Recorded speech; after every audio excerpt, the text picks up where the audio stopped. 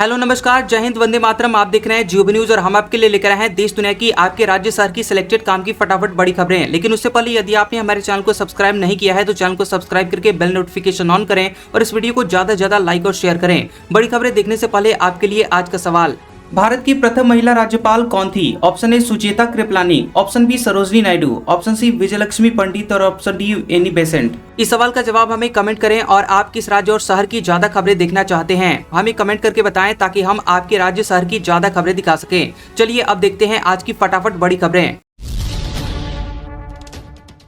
चारधाम यात्रा शुरू, गंगोत्री यमुनोत्री के कपाट खुले, पहली पूजा पीएम के नाम की हुई। अब तक 18 लाख लोगों ने करवाया रजिस्ट्रेशन। उत्तराखंड में चारधाम यात्रा शुरू हो गई है। दोपहर 12:15 पर गंगोत्री और 12:35 पर यमुनोत्री के कपाट खोल दिए गए। गंगोत्री में पहली पूजा पीएम के नाम कर हुई, जिसमें मुख्यमंत्री पुष्कर सिंह धामी शामिल हुए। इस पूजा के खत्म होने के बाद आम लोग अब मां गंगा के दर्शन कर पा रहे हैं। उधर मां यमुनोत्री के कपाट खुलते ही काफी देर से दर्शन के लिए खड़े लोगों की भीड़ अब मंदिर की तरफ बढ़ती दिखी।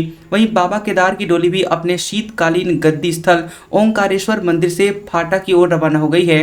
बाबा की पंचमुखी डोली 21 अप्रैल को केदारनाथ पहुंचेगी, जिसके बाद अगले दिन 22 अप्रैल को कपाट खुलेंगे। रविवार दोपहर 3 बजे तक 18 लाख से ज्यादा लोगों ने चारधाम यात्रा के लिए ऑनलाइन रजिस्ट्रेशन करवा लिया है। पश्चिम बंगाल में पीएम मोदी ने झालमुड़ी खाई, दुकानदार को दिए 10 रुपए। उसने पूछा प्याज खाते हैं? मोदी बोले प्याज खाता हूं, दिमाग नहीं। पीएम मोदी पश्चिम बंगाल के दौरे पर थे। झाड़ग्राम में उन्होंने रैली की। इस दौरान रास्ते में वह एक दुकान पर रुके और झालमुड़ी खाई। झालमुड़ी बनाते हुए दुकानदार ने पूछा कि आप प्याज खाते हैं? पीएम ने जवाब दिया कि हाँ, प्याज खाता हूँ, बस दिमाग नहीं। ये सुनकर दुकानदार हंसने लगा। पीएम मोदी ने दुकानदार से इस मुलाकात का करीब 40 सेकंड का वीडियो अपने सोशल मीडिया अकाउंट पर शेयर किया है और कुछ तस्वीरें भी इसके साथ में शेयर की हैं। ममता बनर्जी बोली, पीएम ने राष्ट्र संबोधन में चुनाव प्रचार किया, चुनाव आयोग से शिकायत करेंगे। मोदी बोले, जिसने आरक्षण का विरोध किया उसे वोट से सजा दो। पश्चिम बंगाल की सीएम ममता बनर्जी ने पीएम मोदी पर राजनीतिक प्रचार के लिए सरकारी मशीनरी का गलत इस्तेमाल करने का आरोप लगाया। हुगली जिले में तारकेश्वर में एक चुनावी रैली को संबोधित करते हुए ममता ने कहा कि मोदी ने महिला आरक्षण बिल के संबंध में राष्ट्र के नाम अपने संबोधन के जरिए भाजपा का प्रचार किया। हम चुनाव आयोग में शिकायत दर्ज कराएंगे। उधर पीएम मोदी ने पश्चिम बंगाल के विष्णुपुर में चुनावी जनसभा को संबोधित करते हुए कहा कि तृणमूल सरकार ने पश्चिम बंगाल की बेटियों को धोखा दिया है। महिलाएं आने वाले विधानसभा चुनाव में इसकी सजा जरूर देंगी। मुख्य चुनाव आयुक्त को हटाने की तैयारी में विपक्ष, दोबारा नोटिस देंगे। मार्च में एक बार खारिज हो चुका है, अब 200 सांसदों का समर्थन जुटाएंगे। मुख्य चुनाव आयुक्त सीईसी ज्ञानेश कुमार को हटाने के लिए विपक्ष एक बार फिर से कोशिश में जुटा हुआ है। सूत्रों के मुताबिक कई विपक्षी दलों के नेता आपस में बातचीत कर रहे हैं। करीब 5 सीनियर लीडर एक नए नोटिस का मसौदा तैयार करने पर काम कर रहे हैं ताकि हटाने की कार्यवाही शुरू की जा सके। इससे पहले मार्च में विपक्ष ने ज्ञानेश कुमार को हटाने के लिए संसद को नोटिस दिया था। सुप्रीम कोर्ट ने पूरे देश में रोड सेफ्टी निर्देश जारी किए। कहा, एक्सप्रेसवे खतरे का गलियारा नहीं बनने चाहिए, इन सड़कों पर भारी वाहन पार्किंग ना हो। सुप्रीम कोर्ट ने सड़क सुरक्षा बढ़ाने के लिए पूरे देश में कई गाइडलाइन जारी की है। इन निर्देशों एक्सप्रेसवे जैसे सड़कों पर भारी वाहनों की पार्किंग पर भी रोक शामिल है। कोर्ट ने कहा कि प्रशासनिक सुस्ती या इंफ्रास्ट्रक्चर की कमियों के कारण एक्सप्रेसवे खतरे का गलियारा नहीं बनने चाहिए। जस्टिस जेके माहेश्वरी और जस्टिस एएस चारुंदकर की बेंच ने सड़क और परिवहन मंत्रालय, भारतीय राष्ट्रीय राजमार्ग प्राधिकरण और राज्यों केंद्र शासित प्रदेशों को सड़कों को सुरक्षित बनाने के निर्देश दिए हैं। बेंच ने बताया कि नेशनल हाईवे भारत की कुल सड़क लंबाई का सिर्फ 2% है, लेकिन सड़क दुर्घटनाओं में होने वाली कुल मौतों में इनका हिस्सा लगभग 30% है। मुख्यमंत्री ने सोमनाथ यात्रा विशेष ट्रेन को दिखाई हरी झंडी। कहा, कोई सोचता था कि अयोध्या में राम मंदिर बनेगा, बटुकों ने किया मंगलाचरण। खबर है कि मुख्यमंत्री योगी आदित्यनाथ ने लखनऊ में सोमनाथ स्वाभिमान यात्रा उत्तर प्रदेश का शुभारंभ किया और उन्होंने गोमती नगर स्टेशन पर सोमनाथ यात्रा विशेष ट्रेन को हरी झंडी दिखाई। सीएम योगी ने कहा कि उत्तर प्रदेश का गौरव है कि आज यहाँ सब कुछ है। काशी की जीवंतता और अयोध्या की मर्यादा है। मथुरा वृंदावन की भक्ति है, प्रयागराज की समरसता है। हम महाकाल जाते हैं तो महाकाल का लोभ, केदारपुरी में जाते हैं तो केदारेश्वर और बद्री विशाल का भव्य मंदिर, रामेश्वरम जाते हैं तो वहां का धाम हमको आकर्षित करता है। योगी बोले, लोकसभा में द्रौपदी के चीरहरण जैसा बर्ताव हुआ। समाजवादी पार्टी के पास पाप धुलने का मौका था। आधी आबादी माफ नहीं करेगी। सीएम योगी ने भाजपा और सहयोगी दलों के साथ लखनऊ में प्रेस कॉन्फ्रेंस की। इस दौरान संसद में महिला आरक्षण बिल को लेकर समाजवादी पार्टी कांग्रेस को आड़े हाथों लिया। योगी ने कहा कि संसद में महिला सांसदों की संख्या 78 है। पीएम मोदी इसे बढ़ाना चाहते थे, लेकिन कांग्रेस समाजवादी पार्टी बैरियर बने। समाजवादी पार्टी के पास गेस्ट हाउस कांड के पाप धोने का मौका था। ये चाहते हैं कि सब कुछ उनके परिवार को मिले, किसी अन्य नारी को न मिले, इसलिए बिल का विरोध किया। जिस चाय वाले के यहाँ छापा पड़ा, अखिलेश ने उसे बुलाया, पीतल का भगोना दिया, कहा मेरे पास भी एल्यूमिनियम के बर्तन, घर सील कर दें। फतेहपुर में जिस चाय की दुकान पर छापेमारी की गई, उस चाय वाले को समाजवादी पार्टी के मुखिया अखिलेश यादव ने लखनऊ में पार्टी दफ्तर बुलाया। प्रेस कॉन्फ्रेंस के दौरान कहा कि चाय वाले को परेशान कर रहे हैं। एक मुस्लिम समुदाय के नेता को आगे करके मारपीट कराई ताकि केस बन सके, छापेमारी करवा रहे हैं। आरोप यह है कि एल्यूमिनियम के बर्तन में चाय बन रही है। दुकान सील करने की बात कर रहे हैं। जो अजय सिंह बिष्ट का सबसे खास हो, मेरे साथ चले देख लें, हमारे घर में भी एल्यूमिनियम के बर्तन हैं, मेरे घर भी सील कर दें। जब इन्होंने शंकराचार्य को नहीं छोड़ा तो बाकी की बात ही छोड़ दी जाए। मार्च में घरेलू एलपीजी की खपत 13% घटी। ईरान इजराइल जंग की वजह से सप्लाई प्रभावित। पेट्रोल डीजल की डिमांड 8% तक बढ़ी। अमेरिका, इजराइल और ईरान जंग की वजह से मार्च में देश की रसोई गैस यानी एलपीजी सप्लाई पर बड़ा असर पड़ा है। आधिकारिक डेटा के मुताबिक पिछले महीने यानी मार्च में घरेलू एलपीजी की खपत में 13% की भारी गिरावट दर्ज की गई है। सप्लाई में आई इस कमी की मुख्य वजह स्ट्रेट ऑफ हॉर्मुज जलमार्ग का बंद होना और खाड़ी देशों से सप्लाई प्रभावित होना है।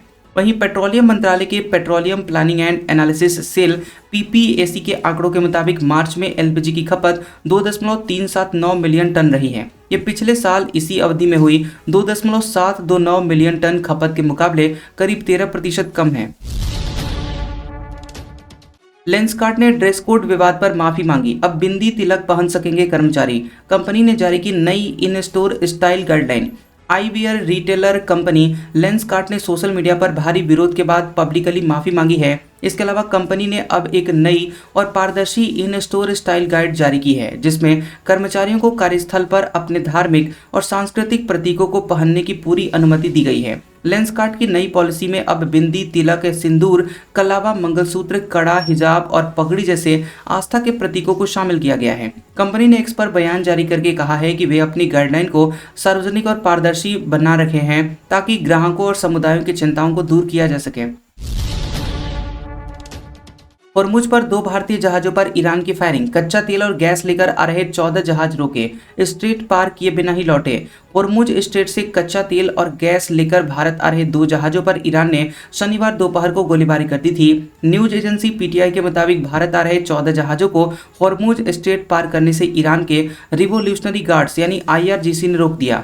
फायरिंग के बाद 13 जहाज फारस की खाड़ी में अलग अलग जगहों पर वापस लौट गए। एक जहाज में गोलियां भी लगी, जबकि एक जहाज स्ट्रेट पार करने में सफल रहा। इस घटना के बाद भारत के विदेश मंत्रालय ने भारत में तैनात ईरान के राजदूत डॉक्टर मोहम्मद फतह अली को तलब करके विरोध जताया।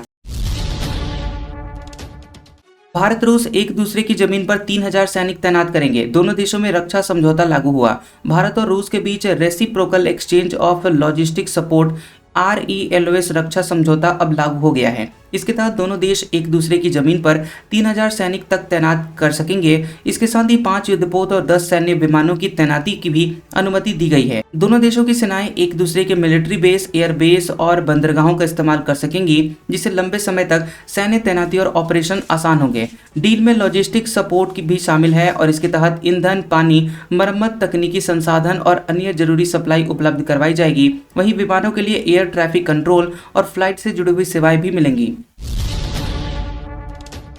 ईरान के सस्ते ड्रोन अमेरिका के लिए बन रहे हैं बड़ा सरदर्द। 32 लाख रुपए के ड्रोन को रोकने के लिए लाखों करोड़ों खर्च। अमेरिका की ऑपरेशनल कॉस्ट तेजी से बढ़ी।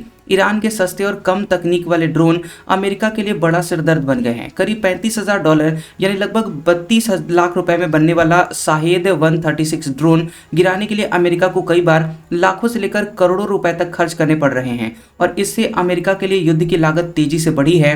न्यूयॉर्क टाइम्स की रिपोर्ट के मुताबिक युद्ध के पहले 6 दिनों में ही अमेरिका ने $11.3 बिलियन यानी करीब 1,04,000 करोड़ रुपए खर्च कर दिए। अमेरिकन एंटरप्राइज इंस्टीट्यूट के मुताबिक अप्रैल की शुरुआत तक ये खर्च 25 से $35 बिलियन यानी करीब 2,31,000 करोड़ से 3,24,000 करोड़ रुपए के करीब पहुंच गया है। और इसमें ज़्यादातर हिस्सा इंटरसेप्टर मिसाइलों का रहा है।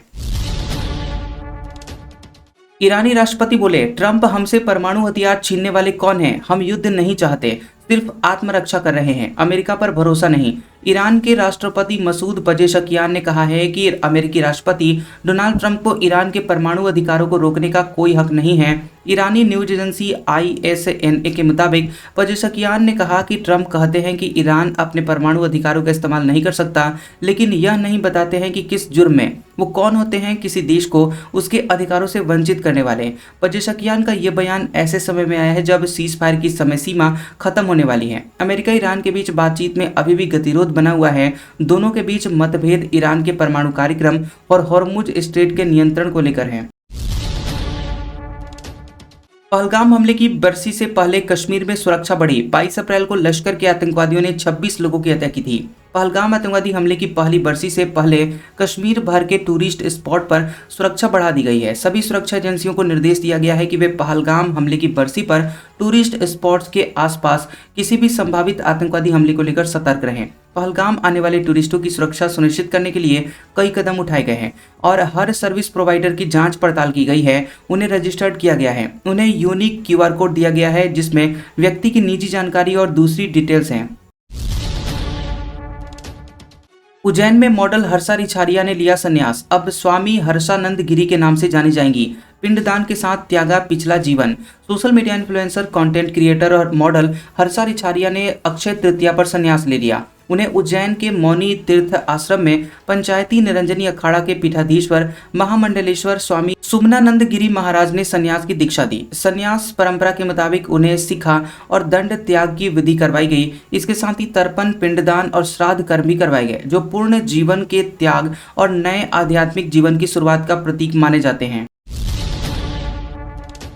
महाराष्ट्र के वर्धा और छत्तीसगढ़ के राजनांदगांव में तापमान 45 डिग्री सेल्सियस। छत्तीसगढ़, ओडिशा, झारखंड में रात में लू का अलर्ट। यहां लगातार तीसरे दिन पारा 40 डिग्री सेल्सियस से ज्यादा। देश के उत्तरी पश्चिमी राज्यों और मध्य भारत में भीषण गर्मी का दौर शुरू हो गया है। छत्तीसगढ़ के राजनांदगांव और महाराष्ट्र के वर्धा में तापमान 45 डिग्री सेल्सियस रिकॉर्ड किया गया। वहीं देश के 10 सबसे गर्म शहरों में यूपी का बांदा 44.6 डिग्री, तेलंगाना का आदिलाबाद 44.3 डिग्री, महाराष्ट्र के नागपुर अमरावती 44.2 डिग्री और मध्य प्रदेश का रतलाम 44 डिग्री सेल्सियस शामिल रहा।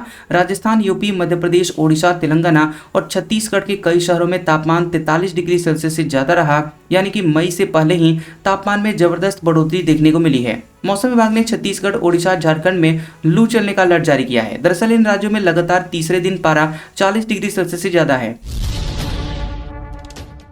दावा, आईपैक ने बंगाल में 20 दिनों तक काम रोका। ये कंपनी ममता बनर्जी का चुनाव मैनेजमेंट देखती है। टीएमसी बोली ये झूठ है। पश्चिम बंगाल में टीएमसी का चुनावी मैनेजमेंट संभालने वाली संस्था आईपैक ने अचानक राज्य में अपने सभी कामकाज अस्थायी रूप से बंद करने का फैसला लिया। सूत्रों के मुताबिक संस्था ने ईमेल के जरिए पश्चिम बंगाल में काम कर रहे अपने कर्मचारियों को अगले 20 दिनों की छुट्टी पर भेज दिया है। मेल में लिखा गया कि 11 मई को हालात की समीक्षा कर आगे की रणनीति तय की जाएगी। संस्था की ओर से भेजे गए मैसेज में कानूनी वजहों का हवाला दिया गया। हालांकि टीएमसी ने कहा है कि यह दावा पूरी तरह से बेबुनियाद है और ऐसा लगता है कि यह जमीनी स्तर पर भ्रम पैदा करने की एक जानबूझकर की गई कोशिश है। आज का सुविचार, काम का आलस और पैसों का लालच इंसान को कभी महान नहीं बनने देता। कैसा लगा ये वीडियो हमें कमेंट सेक्शन में जरूर बताएं। वीडियो पसंद आया हो तो वीडियो को लाइक और शेयर करें और ऐसी इंटरेस्टिंग वीडियोस देखने के लिए हमारे चैनल GOB न्यूज को सब्सक्राइब करें और बेल आइकॉन को दबाएं। और हमारे ओल्ड और लेटेस्ट वीडियोस देखने के लिए हमारे प्लेलिस्ट और कम्युनिटी टैब को जरूर चेक करें। तो मिलते हैं अगले वीडियो में, तब तक के लिए आपका शुक्रिया।